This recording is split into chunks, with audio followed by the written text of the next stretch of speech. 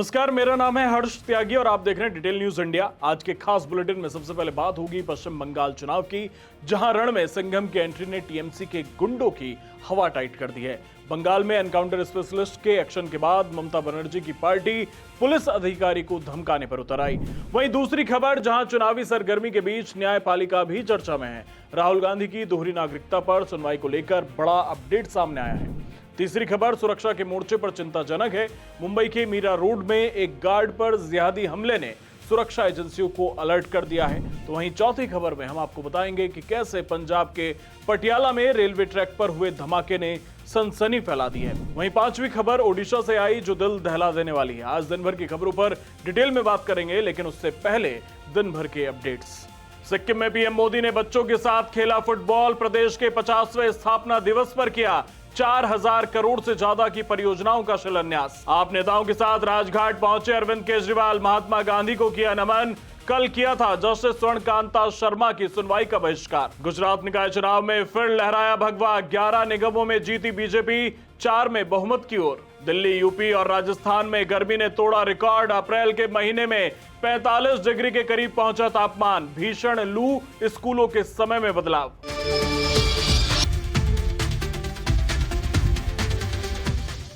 आज की पहली खबर बंगाल से है, जहां यूपी के पुलिस अधिकारी ने तहलका मचा दिया है। पश्चिम बंगाल विधानसभा चुनाव 2026 के दूसरे चरण की वोटिंग से पहले उत्तर प्रदेश कैडर के आईपीएस अधिकारी अजय पाल शर्मा का एक वीडियो वायरल हो रहा है, जिसमें वो टीएमसी के प्रत्याशी को कड़े शब्दों में नसीहत देते हुए नजर आ रहे हैं, जिसके बाद देश की सियासत गर्मा गई है।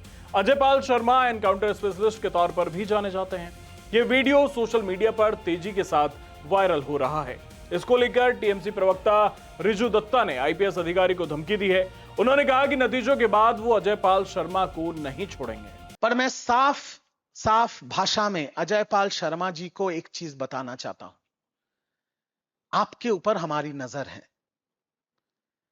आप जो ये गैर कानूनी काम कर रहे हैं, ये जो रात के अंधेरे में रेड्स कर रहे हैं, ये जो महिलाओं के साथ अश्लील व्यवहार कर रहे हैं, ये जो डायमंड हार्बर के लोगों को धमका रहे हैं, चमका रहे हैं, ये जो असंवैधानिक काम आप कर रहे हैं अपने बीजेपी के मालिकों के निर्देश पे, मैं आपको इतना बता देना चाहता हूं, 4 तारीख रिजल्ट निकलने के बाद आप जहां भी भाग जाएं, आप छुप नहीं पाएंगे।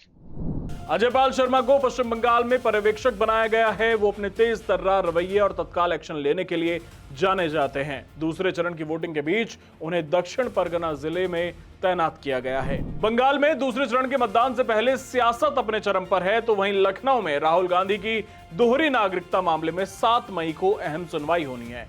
इसके पहले हाईकोर्ट के जज सुभाष विद्यार्थी केस से हटे थे। याचिका पर अब हाईकोर्ट की लखनऊ खंडपीठ में न्यायमूर्ति मनीष माथुर की एकल पीठ सुनवाई करेगी।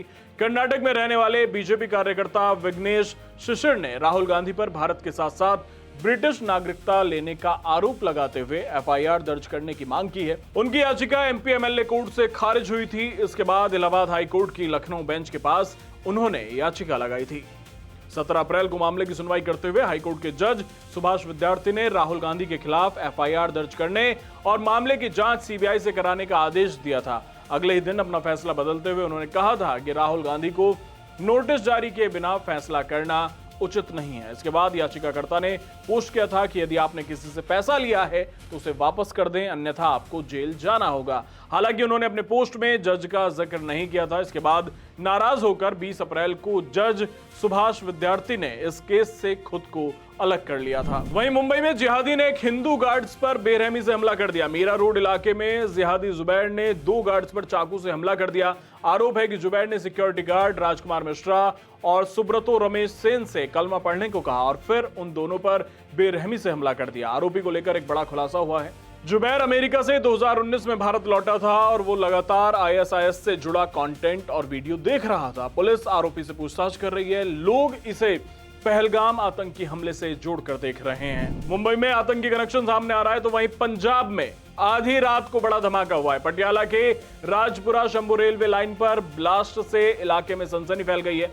रेल ट्रैक के पास एक अज्ञात शव भी बरामद किया गया है। पुलिस ने बताया कि धमाके से ट्रैक को नुकसान पहुंचा है।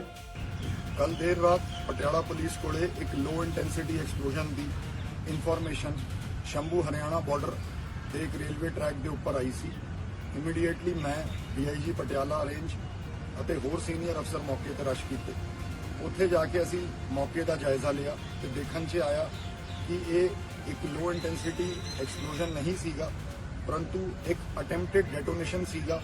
ਐਂਡ ਉਸ ਅਟੈਂਪਟਡ ਡੈਟੋਨੇਸ਼ਨ ਦੇ ਦੌਰਾਨ ਜਿਹੜਾ ਸ਼ਖਸ ਉਹਨੂੰ ਡੈਟੋਨੇਟ ਕਰਨ ਦੀ ਕੋਸ਼ਿਸ਼ ਕਰ ਰਿਹਾ ਸੀ ਉਹਦੀ ਡੈਥ ਹੋ ਗਈ। ਉਹਦੀ ਡੈਡ ਬੋਡੀ ਵੀ ਉੱਥੇ ਮਿਲੀ ਹੈ। इतने मैं दसना चाहांगा कि किसी भी प्रकार का कोई भी जानी या माली नुकसान जेड़ा वो नहीं होया। उधर ओडिशा में एक आदिवासी व्यक्ति अपनी मृत बहन का कंकाल बैंक लेकर पहुंच गया है। इसकी पीछे की कहानी जानकर आपका दिल दहल उठेगा। क्योंझर जिले में आदिवासी शख्स जीतू मुंडा अपनी बहन का कंकाल इसलिए लेकर बैंक पहुंचा क्योंकि बैंक के कर्मचारियों ने उससे कहा था कि वो खाता धारक को खुद बैंक में पेश करे, जबकि अकाउंट होल्डर महिला की मौत हो चुकी थी। जीतू दियानाली गांव का रहने वाला है। वो अपनी दिवंगत बहन के खाते से 20,000 रुपए निकालने की कोशिश कर रहा था। 26 जनवरी 2026 को उसकी बहन कालराम मुंडा का निधन हो गया था। बैंक के बार बार चक्कर लगाने के बाद निराश होकर जीतू ने एक बेहद कड़ा कदम उठाया। उसने बताया कि मैं कई बार बैंक गया और वहां के लोगों ने मुझसे कहा कि मैं खाता धारक को साथ लेकर आऊं। हालांकि मैंने उन्हें बताया कि उसकी मौत हो चुकी है, लेकिन उन्होंने मेरी बात नहीं सुनी। इसलिए मैंने कब्र खोदी और सबूत के तौर पर उसका कंकाल बाहर निकाल लाया। और इसी बीच एक जरूरी खबर अमेरिका से है, जहां ट्रंप पर गोलीबारी ने सबके होश उड़ा दिए हैं। व्हाइट हाउस कॉरेस्पॉन्डेंस डिनर के दौरान ट्रंप की हत्या के प्रयास के आरोपी कोल टॉमस एलन पर औपचारिक रूप से आरोप तय कर दिए गए हैं। एलन कैलटेक का ग्रेजुएट है और उस पर राष्ट्रपति की हत्या की कोशिश और अवैध हथियार रखने के गंभीर आरोप लगे हैं। इस घटना के बाद व्हाइट हाउस की सुरक्षा के नियमों की समीक्षा की जा रही है। वहीं यूपी में आपसे जुड़ी एक काम की खबर आई है। मुख्यमंत्री योगी आदित्यनाथ ने ऐलान किया है कि यूपी में इस वर्ष करीब 1 लाख नई पुलिस भर्तियां की जाएंगी। ये घोषणा पुलिस दूरसंचार विभाग के 936 चयनित परिचालकों को नियुक्ति पत्र वितरित कार्यक्रम के दौरान मुख्यमंत्री ने की। कार्यक्रम में मुख्यमंत्री ने साफ शब्दों में कहा कि राज्य सरकार पुलिस बल को और मजबूत बनाने के लिए लगातार काम कर रही है। उन्होंने बताया कि बीते वर्षों में जिस तरह पारदर्शिता और गति के साथ भर्तियां हुई हैं, उसी क्रम को आगे बढ़ाते हुए अब ये बड़ा कदम उठाया जा रहा है। एक साथ 60,000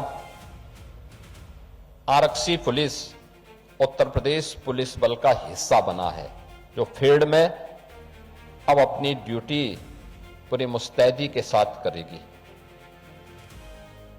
पिछले 9 वर्ष के अंदर अकेले उत्तर प्रदेश पुलिस ने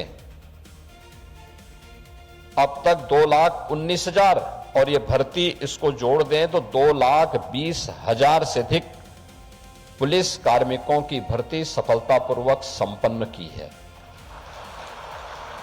तो यूपी में नौकरियों की भरमार होने वाली है, तो वहीं आंध्र प्रदेश में गूगल का क्लाउड एआई हब शुरू होने जा रहा है। सोशल मीडिया एक्स पर hashtag Google breaks ground in Vizag trend कर रहा है। विशाखापत्तनम में गूगल ने 1,35,000 करोड़ रुपए का निवेश किया है। इस ऐतिहासिक प्रोजेक्ट से करीब 2 लाख नई नौकरियों के पैदा होने का अनुमान है। सोशल मीडिया पर वीडियो शेयर करते हुए लोग खूब तारीफ कर रहे हैं। एक यूजर ने लिखा कि आज बड़ा दिन है और उससे बड़ा भविष्य होने वाला है। वहीं दूसरे यूजर ने लिखा कि ओके गूगल, अब काम शुरू करो। तो आंध्रा में इस इन्वेस्टमेंट को लेकर आप क्या सोचते हैं, हमें कमेंट बॉक्स में जरूर बताएं।